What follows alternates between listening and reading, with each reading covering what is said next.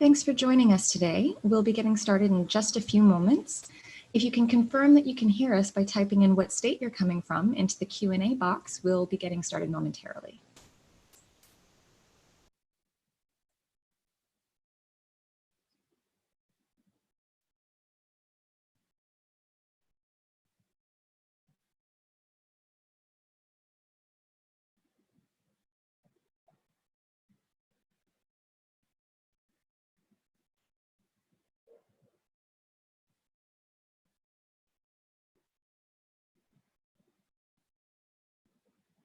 Looks like we've got folks coming in from all over. If you're just joining us, we will be getting started in just a few moments here. And if you can let us know that you can hear us by typing in what state you're coming in from into the QA box, we'll allow just a few more minutes for folks to continue joining us, and we'll get started in just a few moments.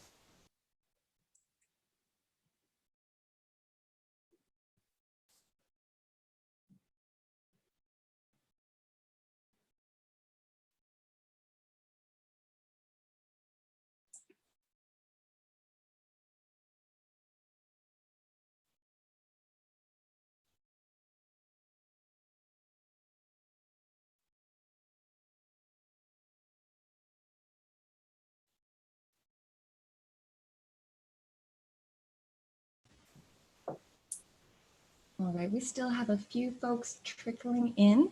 If you are just joining us now, please do let us know that you can hear us by typing in what state you're coming from into the QA box. Lets us know that you've got audio going on, and we'll be taking just a few more minutes for participants to continue joining, and then we'll be starting in just a moment.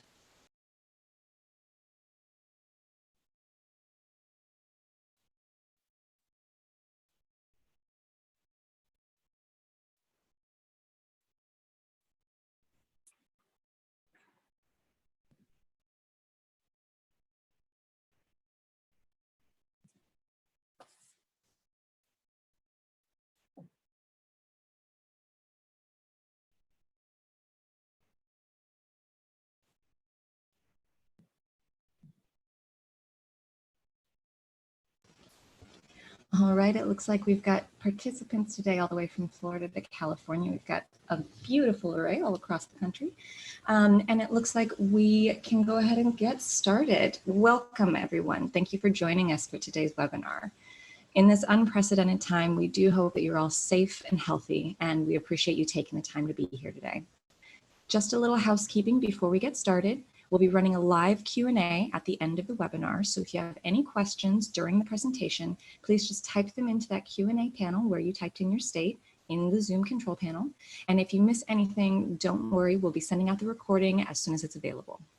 During the webinar, we'll present poll questions related to the webinar topics. You can respond from the device that you're using to view the webinar, and we'll address each as they come up. My name is Jennifer Sterling, and I'm an instructional designer at the CE Shop, the leading provider of online real estate education. Today, we're reviewing the topics of property disclosure and environmental issues as they relate to your licensing exam, presented by Sue Miranda Rosensteel. Sue is a national real estate expert with the CE Shop and serves on multiple real estate related boards. Sue's passionate about real estate and helping others to achieve success in the industry. Now, without further ado, we'll turn the webinar over to Sue. Hi folks, I'm Sue Miranda, and you know the most difficult part for me is waiting because I'm just so excited to be here and to have the opportunity to share some tips. The goal of today's class is to provide you with some of the information that you'll need to be very well prepared to pass the state exam, but I've got to also share with you some additional reminders that we're part of your success and you need to do your part and do your studying, go through your work, but know that you have a team of supportive people right here cheering you on. Today, we're going to cover property disclosures and environmental issues. We'll have an opportunity to answer some of your questions, and hopefully we'll be able to cover everything before the end of today's class. So now, let's go on to the class. I'm going to go ahead and stop my video so that we can just focus on the content because it's all about helping you. Let's get to know you. How far along are you in the course? This is an example of some of the polling that we'll do along the way, and you'll have a chance to participate and answer. So we'll give you a moment to answer.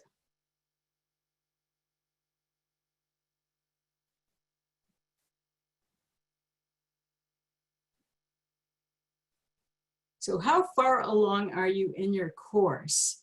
We've got some folks that are just getting started. Well, you know, good for you. It's a good thing that you're here.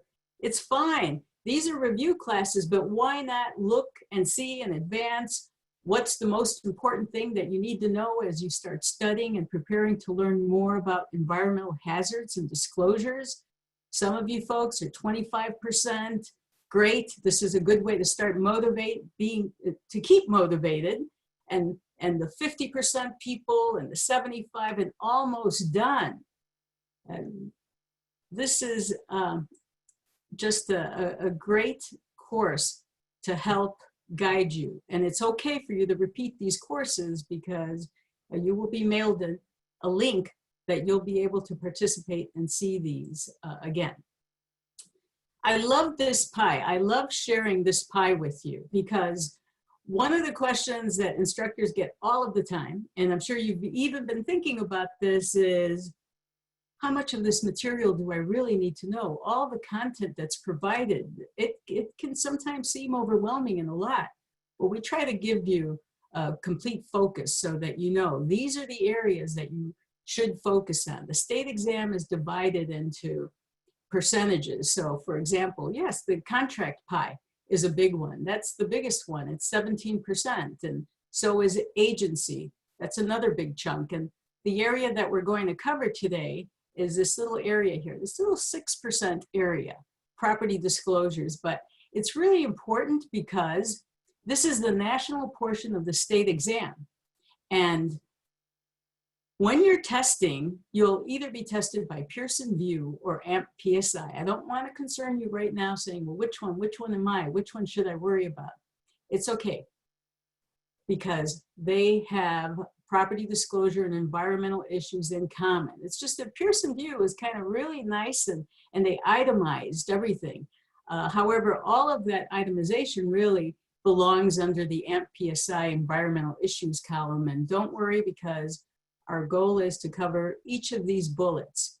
I especially like, because now I have to give some positive points to AMP. AMP does a wonderful thing of letting us know that the questions, these 6 questions from property disclosures, 3 of them are going to be recall recognition and 3 application analysis. And don't worry, if you're scratching your head wondering, what does that mean? What do those questions look like? We're prepared. We're here to show you. But I want you to think right now. I'm going to put you in my think tank. How many hazardous substances can you identify? You know, maybe if you have a sheet of paper, you can jot down a few, but if you don't, that's okay. What's coming to mind? When I say hazardous substances, what are you thinking? Well, maybe some of you guys are thinking, why am I even thinking this? I thought I was getting a license to sell real estate. Why should I be concerned with environmental issues? As you move along in your course, you're going to see that in real estate, we're like a jack of all trades. We need to know a little bit about everything. And being aware of environmental issues is part of real estate. So these are some of the most important things that I want to make sure that you jot this down, because it would really be impossible to know all the hazardous materials and substances in the world, but these are the keys when it comes to real estate transactions. It's very important to know about lead-based paint, the laws, the disclosures, and all the requirements, and asbestos and radon and mold. All of these are hazardous materials that have to do with substances found in many real estate transactions. Maybe you even thought of a few extras like formaldehyde or electromagnetic fields. But these are the most important because many of them have federal laws that regulate how licensees have to proceed. The other 2 bullets in the bottom, groundwater contamination and underground storage tanks, waste disposal sites and brownfields, those have to do with land. But it's all part of real estate, right? We're not just selling bricks. You're selling homes, commercial, industrial, shopping centers. Some of you guys will go on to do that. Farmland, land. There's just a plethora. If you think about it, the whole world is real estate. So anything on the planet can qualify under the category of real estate.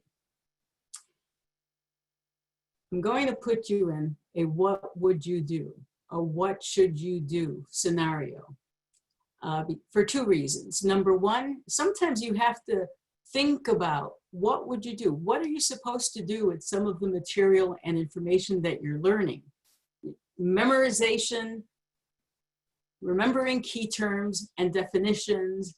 I'll talk a little bit more about that soon, but yes, that's important. You do need to understand key terms because how else can you apply a key term? But it's always a good thing to help connect the dots. Look at the glossary, learn your key terms, think of the definition, and think of a scenario on how it would be applied. Because some of the questions, remember I said, some of the questions at the state exam would be application-based. This would be an example of them. Once in a while, you're going to see this long-winded question at the state exam. Some will be easy, STEM questions, one question, one sentence long, and then there's going to be others about Jack and Jill went up the hill, and oh my goodness, what did they do? Did they buy that house or not, or paint it? Well, you could get these long-winded scenario questions with the STEM question. How should you proceed? So this is one that we should talk about. You're newly licensed, you finally get that listing appointment, and you know that the house was built in 1975. Well, right there, as soon as you're gathering information about that listing appointment, you're kind of doing your own little due diligence because you're creating that little checklist of important things to remember to talk to that seller about, right? So when you see 1975, you're thinking, oh boy, I have to talk to the seller. I have to make sure. Because the law says that all properties built before 1978 have to have a lead-based paint disclosure report. Well, oh boy, I just lied because not all. There's a few exemptions, but we're going to put those on the sideline right now. This property needs a lead-based paint disclosure report, but the seller tells you, don't worry about that. We have painted this house over and over, and there's so many layers of paint on these walls that there's no lead. So how would you proceed? You start thinking about this question, and you start thinking about what you do, and then you read the test question, and maybe the very first thing that you would do is not an option. So you have to work within the contents of this question. You have to kind of put little blinders around your eyes, your head, and say, okay, these are my choices. Which is the best? So I'm going to give you an opportunity to read this question. We're going to launch the polling so that you can answer it, and we'll review it together.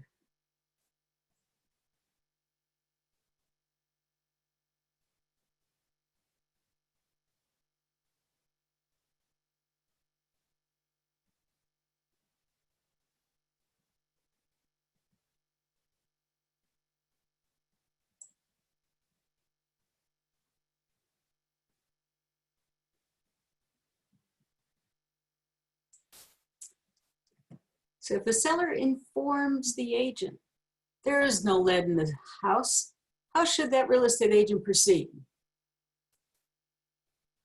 Maybe some of you guys are filling in A. Fill out that lead-based paint disclosure form on behalf of the seller. That's what they're hiring me for, to represent them. Maybe that's what you're thinking. Some might be selecting B. Advise the seller to test the property. You know, seller, just test it yourself. Let's make sure. C, inform the buyer that, look, the seller says it's all freshly painted, no need to worry about it. I'm so glad no one chose that. Good for you. Or D, inform the buyer there's a 10-day window to get the home tested. Show you the results. Hopefully I gave you enough time to respond. because the answer is D. Choice number 1, don't get tempted. We don't fill this lead-based paint disclosure form on behalf of the seller. The seller needs to fill it out. Plus, you don't want the liability. Not only does the law say the seller needs to fill it out, you don't want the liability. It's not wrong. It's not wrong to tell the seller to test, but that's something that normally we don't do in practice. If it's an issue, if it's of a concern to the seller, it's their decision.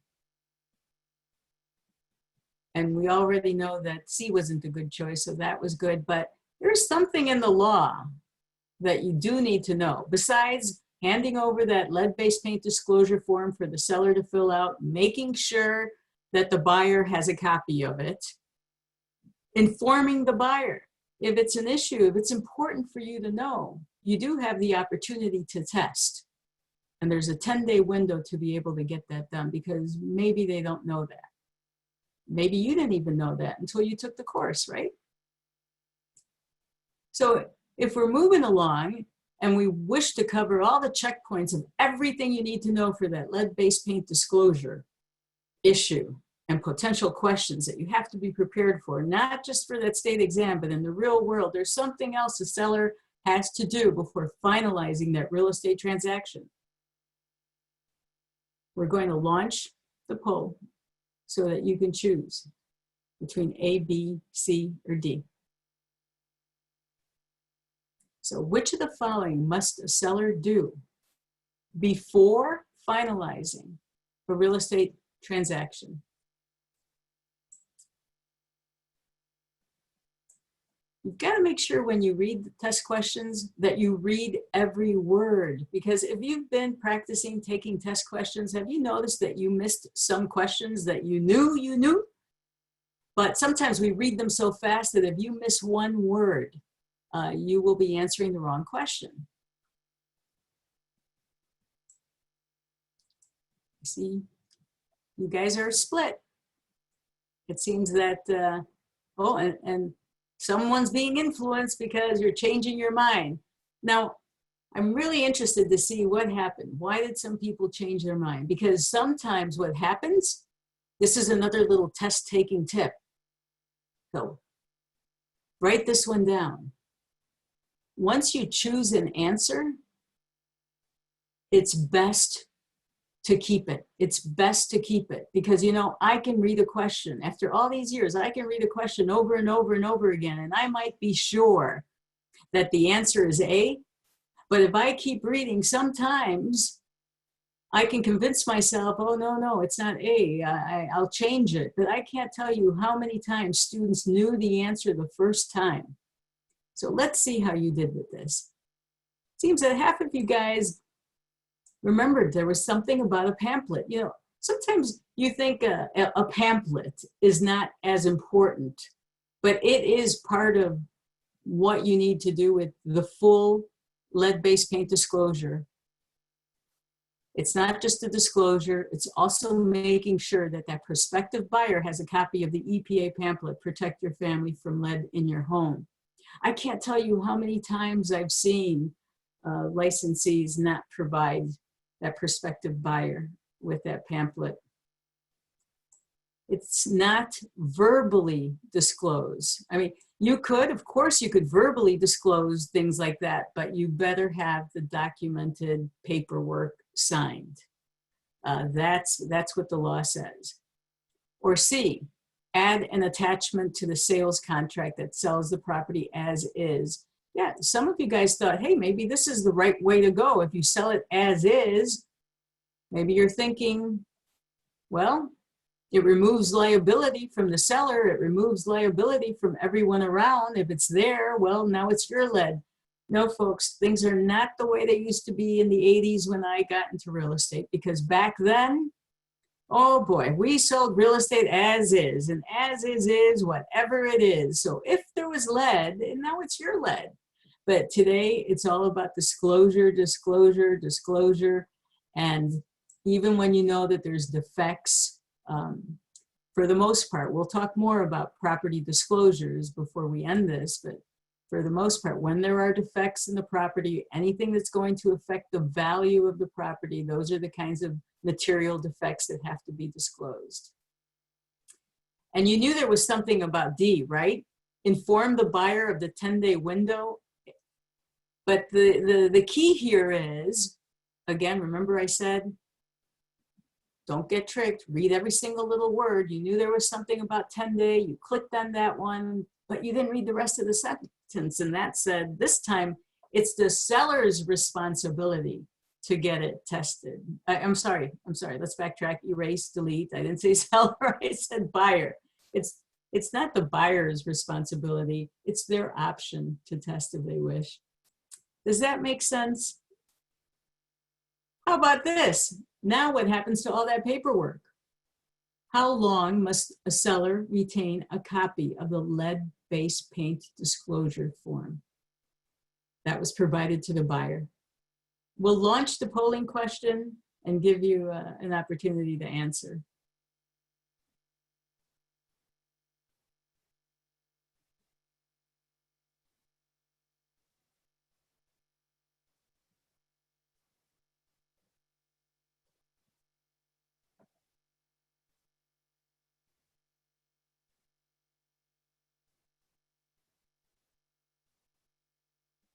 Well, I see about half of our attendees are answering. I'm going to give an opportunity to the other folks to come on in, pick. Because look here, this one, I've got you scratching your head, right? Because you know that there are some things that have to be done within a year. Many things have to be done with 3. There's some things that have to be done with 5. Oh my gosh, it could be so confusing. Do you have to memorize what has to be done when? Well, for some key things, you do have to remember what's the time period required. And this is one of them. This is an important one to know, that the seller has 3 years, at least a minimum of 3 years. According to the lead-based paint laws, right? According to that. According to HUD, they have to keep the copy of 3 years. But there are some things, some documents that they're going to receive at the closing that have to be kept much longer. And it's a good thing to know what are the requirements of your state. As far as the broker retaining records, okay, well, how long does a broker retain a record? You need to know what are the requirements in your state, because that could differ. You know, for example, in Illinois, brokers have to maintain records of all of their items for 5 years. And some of these things that are practiced in one state are not necessarily practiced in another. But the question you're looking at right now is a federal law that pertains to all sellers across the country. And they need to keep this paperwork, the lead-based paint disclosure form, for 3 years. I'll bet you won't forget. I'll bet you'll just be so happy if you see a question like this again. Points to remember as we wrap up our lead-based paint talk, because I think if you've been listening and paying attention, we really have highlighted the most important things that you need to know. I'd like to remind you that these laws do not just affect sellers. They also apply to landlords, because sometimes we think, oh no, that's a different set of laws or a different set of lead-based paint rules that they must follow.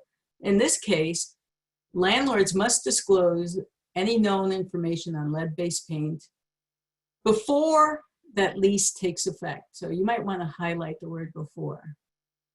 And those leases also have that lead-based paint disclosure form. So I think you're going to remember the seller situation, that they have to disclose. The sales contract must have that sales disclosure paint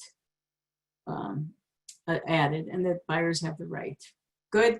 We're good to go. We're good to move on to the next hazardous substance. What's the story with asbestos? This time I'll let you think first, and then we'll talk.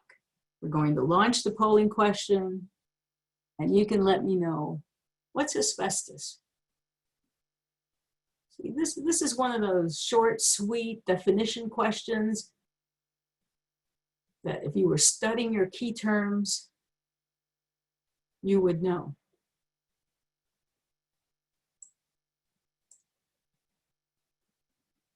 We're about halfway there with folks being able to answer the question. And then we'll talk a little bit more about this.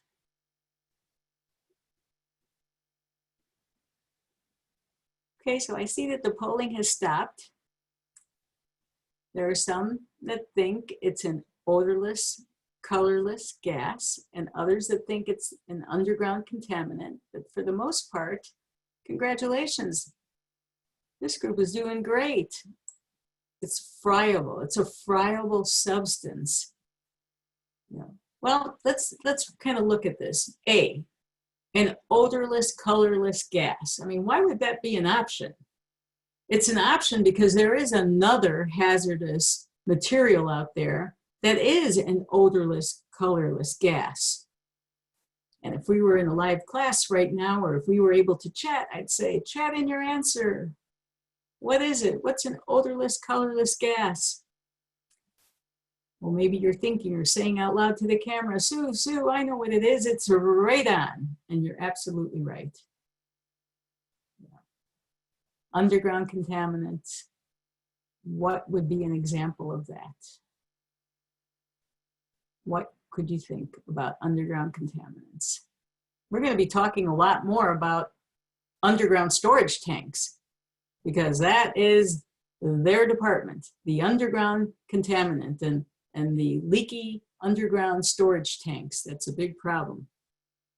It's waiting for us to talk more about right around the corner. And the hazardous fungus that we're talking about is mold. So a friable substance. What is asbestos? It's these fibers that can become loose and airborne and can be hazardous to our health. Well, what does that mean? Hazardous in what form? Cancerous specifically.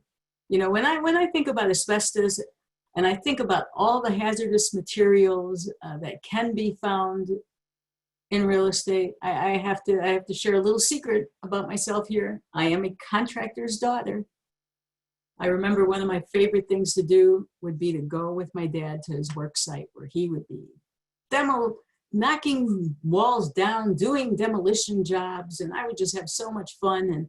And he would make me wear a mask, a little mask, and he would wear his mask and I would wear my mask. And I'm so sorry that, you know, right now as we say the word mask, I think about our COVID-19 situation. So I hope that everyone is safe and doing well.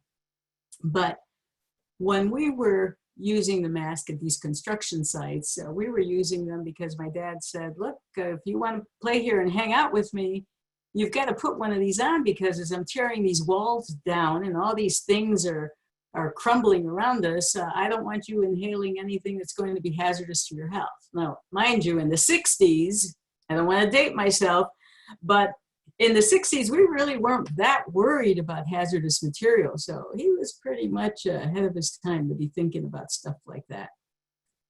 As I just think about all these things and look around. I do want to say, how is a licensee ever going to be walking around a building worried about all these hazardous materials thinking, is that asbestos? Can I see the radon? No, you can't see the radon. It's colorless, it's odorless. So what does that mean for a licensee? Well, you're going to get educated in many of these areas, and you're going to be able to spot, hey, there's a potential red flag here. You know, this might be asbestos. I know asbestos because I grew up recognizing it. You know, it was very common, easily found in a Chicago basement. I know there's a lot of real estate out there in areas that do not have basements, but in Chicago, we had all these pipes and plumbing running along the basement ceilings, and they would be encased in like this cast. Well, that cast was asbestos. And if it begins to crumble and deteriorate, that's when it becomes a hazardous substance. You know, what's really funny is that for residential properties,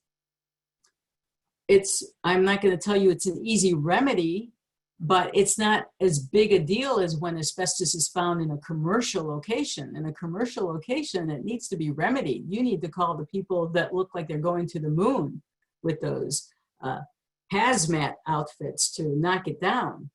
But even in interior places like homes and basements, that might involve doing something called encapsulation. See, that's a key term you should write down. Encapsulating. Encapsulation is the sealing off of asbestos, would still need to be done by someone who's a licensed asbestos person. I know I'm telling you a whole lot more than you need to know about asbestos, but the idea here is to really kind of make you realize that it's time for you to think. You're in that think tank. You're a real estate licensee. You're representing a seller. Can you disclose to a prospective buyer that the property may have cancer-causing material? Have you violated the law if you do that? So my long-winded asbestos story was just about to kind of build the stage and let you know it's about a whole bunch of different possibilities and concerns and environmental issues in a home, and what does a licensee do about all of this? Well, first of all, if you're representing a seller and you have reason to believe that there are items in the house that fall under these categories that we're talking about, you should address that with the seller. If a prospective buyer is concerned and they ask you, are there any cancer-causing materials in this house? And what do you do? How do you handle that?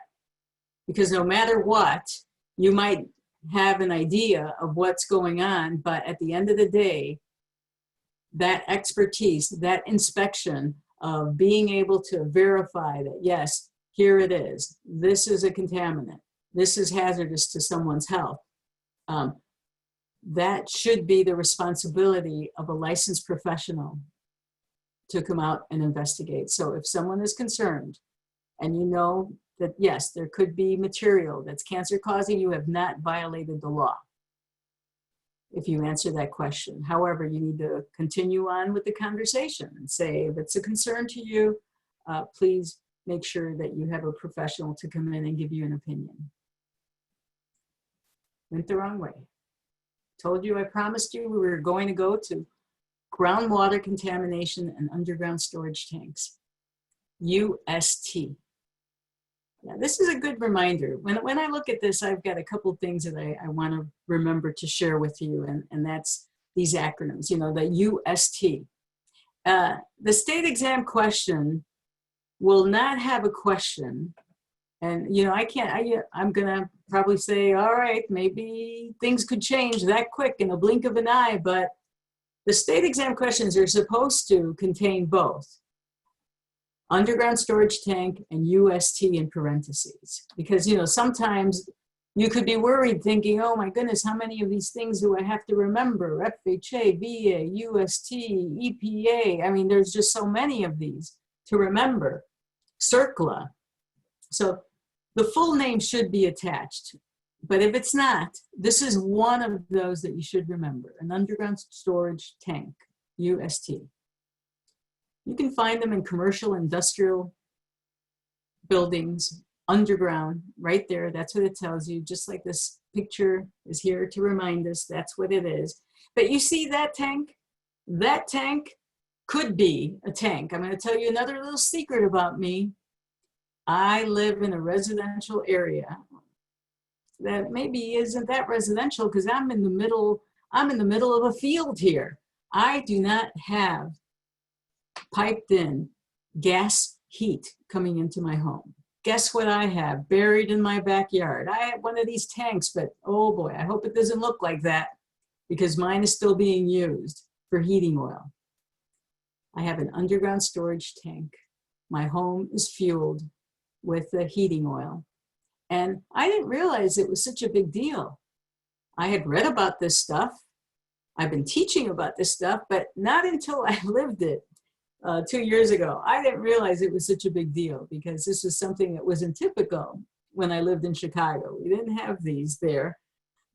It's not to say that we never did, Because yes, many, many areas had underground storage tanks at one point.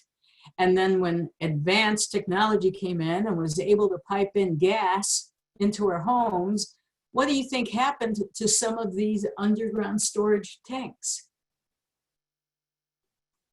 Some of you guys are thinking they left them there. Well, that leads me on to this next question. If a residential property owner is abandoning an underground tank, which of the following is the owner's responsibility? I'll give you a moment to answer this as we launch that poll question.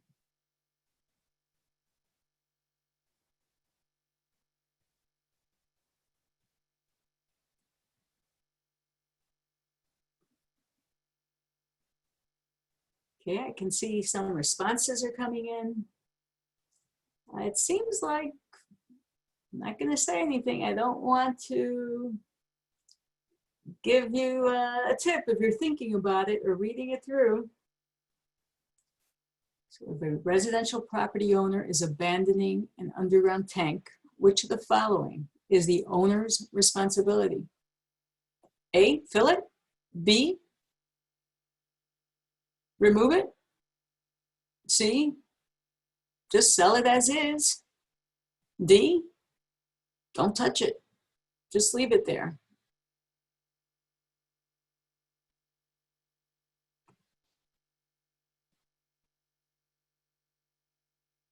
All right. You guys are pretty much split, but you know, I'm going to tell you that sometimes when we write test questions, they're written to trick you. I'm so sorry. I just admitted that. I shouldn't admit that, but that's the truth. When you see answers that say only, let that be a red flag. You know, once in a while, there will be an answer, and the only one is something that says only or always. Yes, there are a few of those, but let that be a red flag. That would be a good question to read twice to make sure. Is that really the only situation? So, if a residential property owner is abandoning an underground tank, the owner has to remove it. You could remove it. You could remove it and clean up all the contamination there, but it's not the only option. You could, first of all, you must have it drained. Secondly, you could fill it with sand or cement or gravel, according to the strict regulation and guidelines. So it's not like an owner could just really go out and do this on their own. They really need to know what they're doing, and they really need to be given advice that not only does the federal government regulate things like this, but there could be additional state laws that have additional requests and responsibilities that are expected. So hopefully you learned something new today, right? What about those brown fields? I like this question. I like this question because these are questions that you will see best, least, most. And when you see questions that start or have the word best, least, most contained in the STEM question, let that be your red flag. Because a best answer does not necessarily mean that the others are wrong. It just means that there's one that's slightly better than the others. So I'm going to give you a moment. We're going to launch the poll so you can answer this, and then we'll walk through together. So which of the following best describes a brownfield?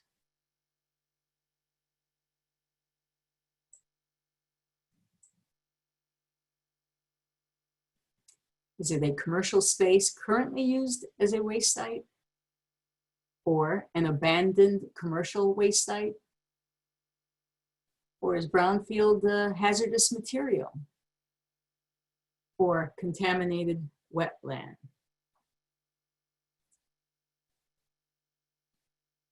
Okay, it looks like the polling has stopped.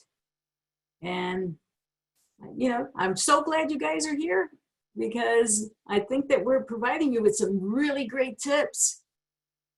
Brownfields, an abandoned commercial waste site.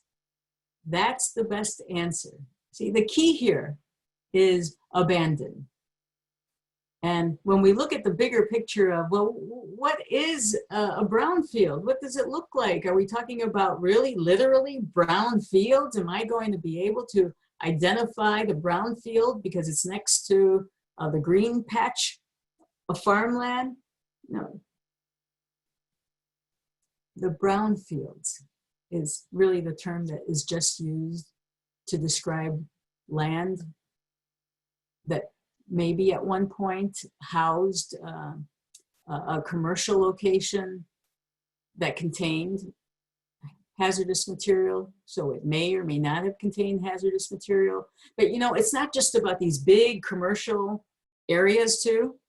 A brownfield could be an area that's declared a brownfield because at one point the local neighborhood dry cleaner was operating out of it. You know, I didn't know until recently that dry cleaners could have, they operated cleaning our clothes using hazardous substance. And I know in my neighborhood, some of the dry cleaners started closing up and I didn't know why they were closing up. And that's because EPA was just knocking on their door saying, look, we're here to regulate you. And they started closing down.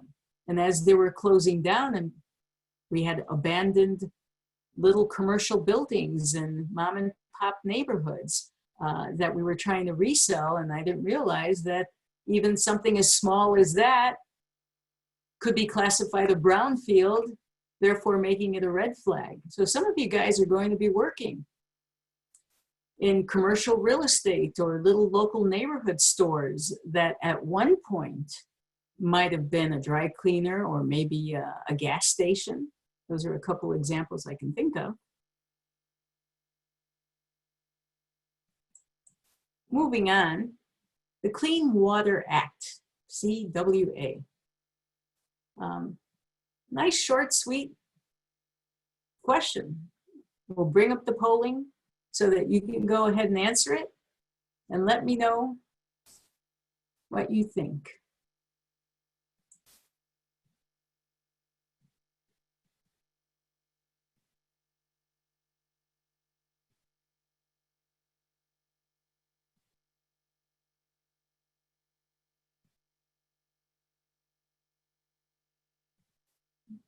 The Clean Water Act, CWA, establishes A, the guidelines for the purification of drinking water, B, the enforcement of building codes and building materials used in plumbing, C, the basic structure for regulating discharges of pollutants into the water, D, the guidelines for manufacturing of plumbing supplies. I can see you guys. You are on your way. You are on your way to be an EPA specialist. You guys are doing really great. I thought I was going to just trick everybody. I thought everybody was going to fall for A because you think clean water. Oh, clean water has to do with drinking water. Now, see, this is an example of if you know your stuff, you're not going to get tricked. And the Clean Water Act, the CWA, establishes that structure for discharging of pollutants into the water. Good for you. So it's not about consuming the water, it's about the water that goes out into our waters, into our lakes and lands and things like that. When I think about this, I think about there's all these movies out there. You know, the next time you're watching a movie and it's about an environmental issue or an oil spill, you're going to hear the word Clean Water Act come up. You're going to hear the word EPA come up. You might hear the word Superfund come up. Maybe if you watch some of these old movies, like what was that movie, Erin Brockovich, that had to do with a real life story up in Love Canal and the contaminants in the area. You know, maybe when you see movies like that, you'll kind of get a kick out of it going, look at that. I didn't know they were talking about real estate this whole time. Sometimes you see I'm going the wrong way here. Okay, let me get back on track. All right. So as long as we're talking about the Clean Water Act, and look at that, I gave you the answer. I gave you the answer, but we'll pretend you didn't see that and we'll play along again. Which federal agency enforces the Clean Water Act? And oh my goodness, you guys, you were paying attention. You're watching the screen like a hawk. Good for you. Thank you for being in there with me. Yeah. It's a great response. It's not that my clicker isn't working. It's I keep going the wrong way on my clicker. So there you go. Thanks, folks. All right. So that federal agency that enforces is the key. Enforce is like the police. They're patrolling, they're watching, they're regulating. It's EPA. You know, EPA is involved in everything. Absolutely everything. Even recently, I learned that EPA is involved with even guidelines, new COVID guidelines. They're working with the Center for Disease Control to create these new guidelines. So they're involved in everything.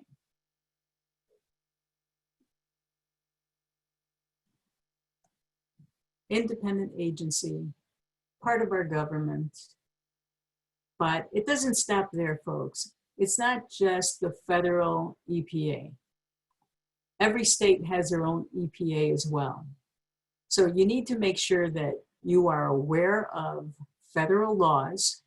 Those are the types of questions that you'll get in the national portion of the state exam. But when you get to the state-specific questions, the state portion of your state exam, you can have additional questions about the Environmental Protection Agency in your state. So make sure that you kind of make a little note to pay attention to that too.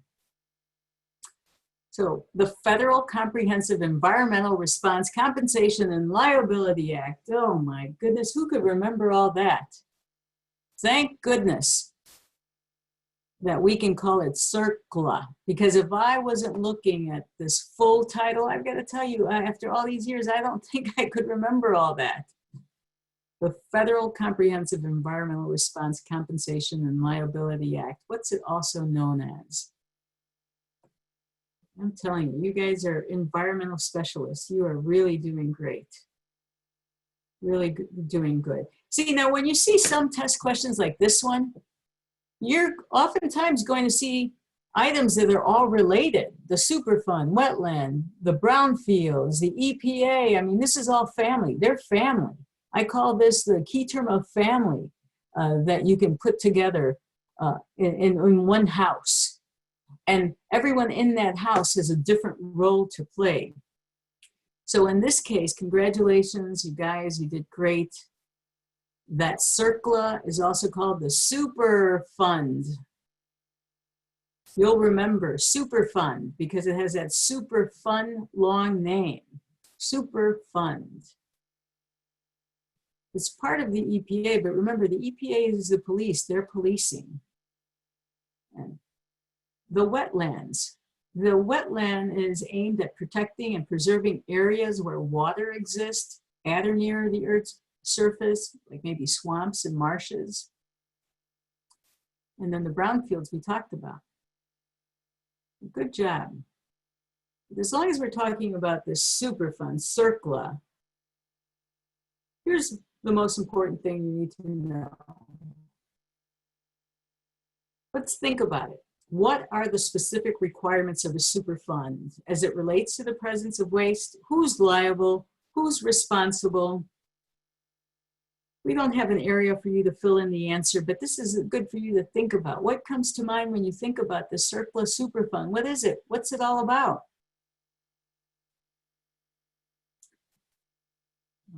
This is what you need to know. This is the most important items.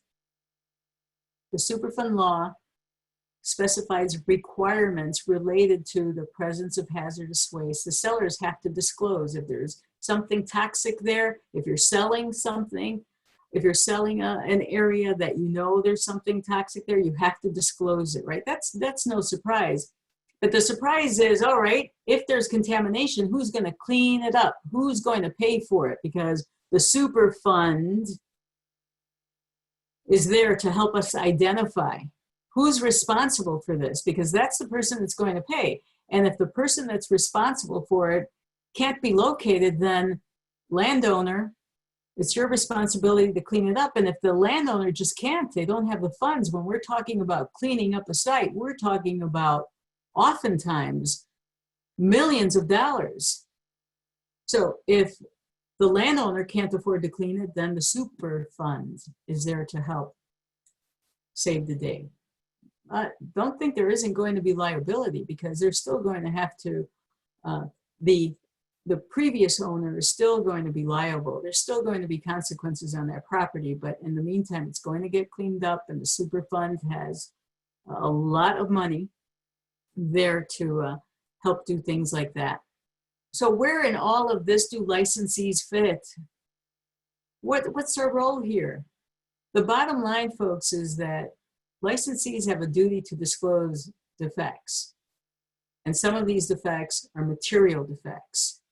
So as we move on to what other defects are we talking about? I thought we were just only supposed to be worried about the conditions of a property, the mechanics of the house. We'll launch this polling question and see what you think. Which of the following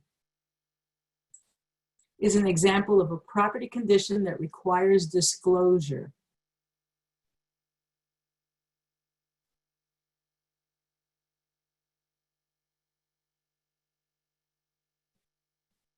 The seller recently replaced the heating system. The property taxes will increase next year. The house is not accessible, specifically not handicap accessible, even though you need to understand that the term accessible is already referring to handicap, which is the issue that we'll cover when we talk about fair housing issues in the American with Disabilities Act, or this property has been burglarized. So which of the following is an example of a property condition that a real estate licensee is required to disclose? And I see a lot of you guys are picking A, that the seller recently replaced the heating system.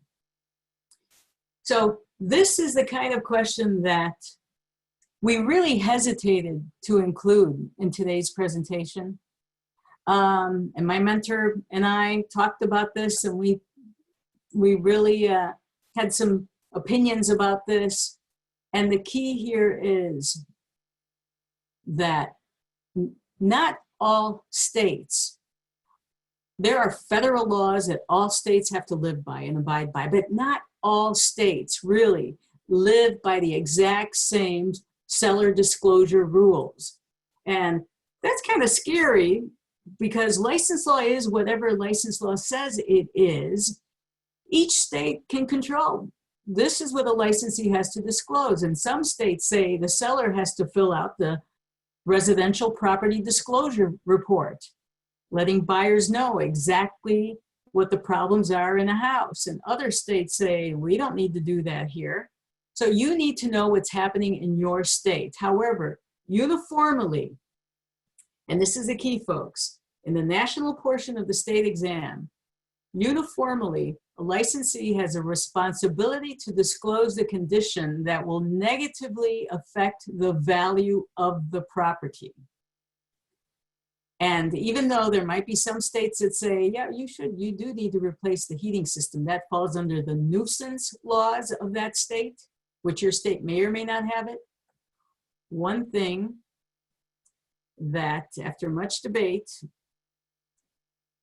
is in common that may negatively affect the value of that property is, look, if the taxes are going to go up next year, that would affect the value of the property. That is something that must be disclosed, that prospective buyer has the right to know.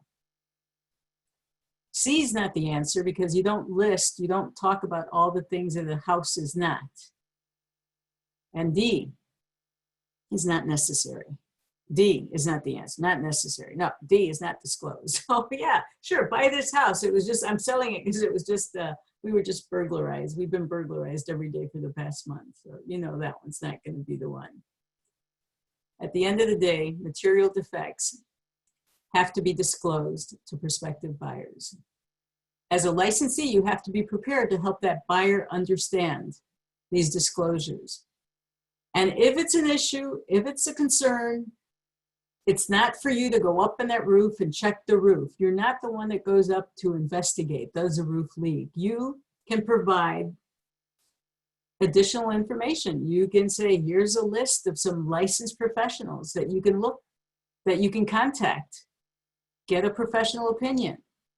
Before you provide your prospective client a list of licensed people to look through, or even if it's not your client, even if it's the other party in the transaction, if you're providing a list of these other professionals, make sure that you get the green light from your managing broker, designated broker, sponsoring broker, that person that oversees your daily activities as a licensee in that firm, to find out what the office policy is there. So while you're showing a property, a real estate licensee discovers a latent defect. What do? Here's a defect. We'll launch the polling question and give you an opportunity to answer.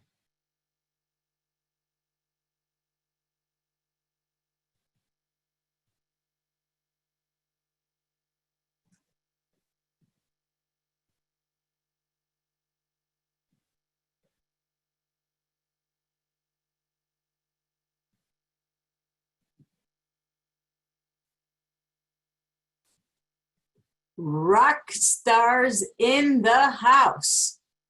A nice round of applause. We are cheering you on here. I can hear everybody here cheering you on. Absolutely. What should you do? Don't ever assume a home inspection will uncover. Oh, we don't need to talk about it. We'll risk shift to the home inspector. Let them find it, like that Easter egg hunt. Or that needle in the haystack.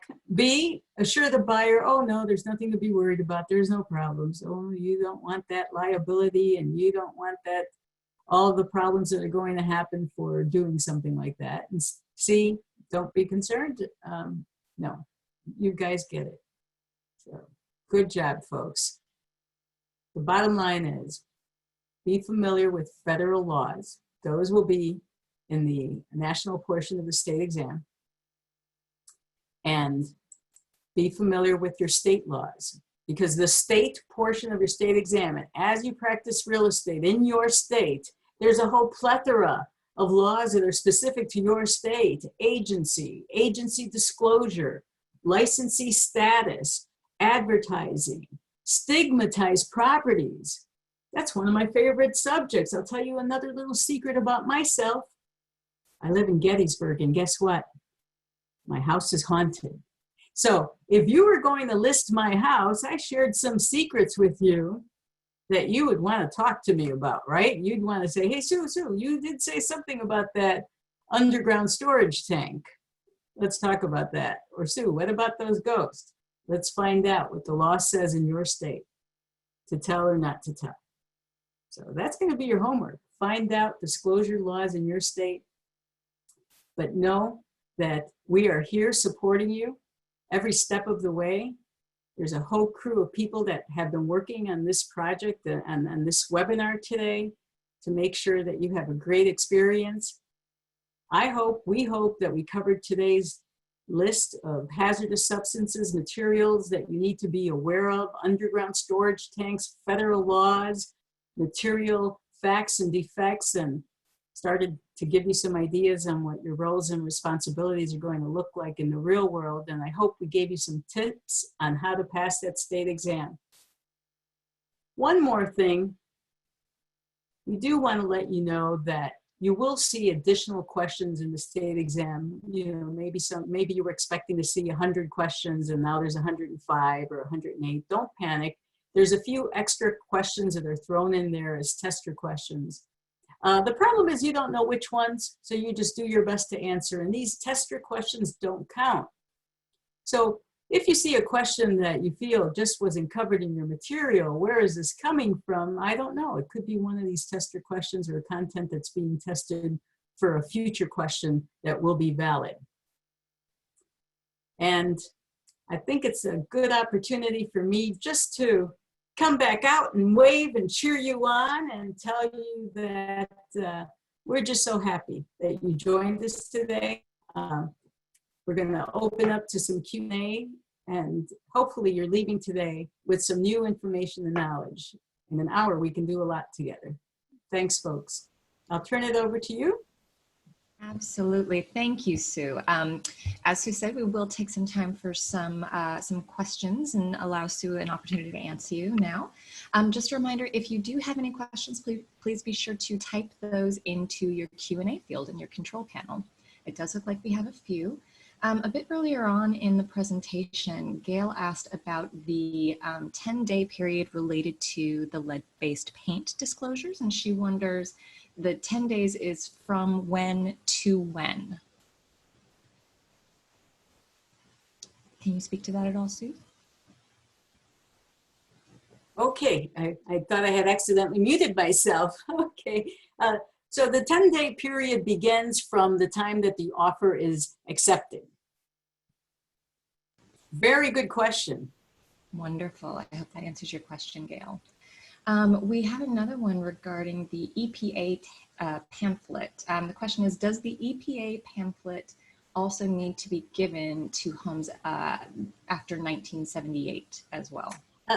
That's a very good question, because the requirement is that the EPA pamphlet has to be given to all homes that were built before 1978, along with the lead-based paint disclosure form. However, I'm glad that this question came through, because there are some exemptions, for example, that don't even require the lead-based paint disclosure form, and that would be a studio apartment. That would be rental units of 100 days or less, you know, that really was meant to cover hotels and bed and breakfasts and things like that. So I hope I answered your question. Wonderful, thank you. We've got just a couple more. We have a question about brownfields. Why is an abandoned waste site more likely to be called a brownfield than one that is in current use? That is an excellent question, because the key here is a brownfield is identified as a brownfield because it has to do with a site that has been abandoned, as opposed to something that's in current use. Beautiful. Thank you, Sue. And I believe just one last one, unless we have any more come in. Should the real estate agent also keep a copy of the lead-based paint disclosure? I love that question. That is such an important question, because the law is going to regulate the brokerage firm. The brokerage firm is going to have to hold copies according to the state requirement.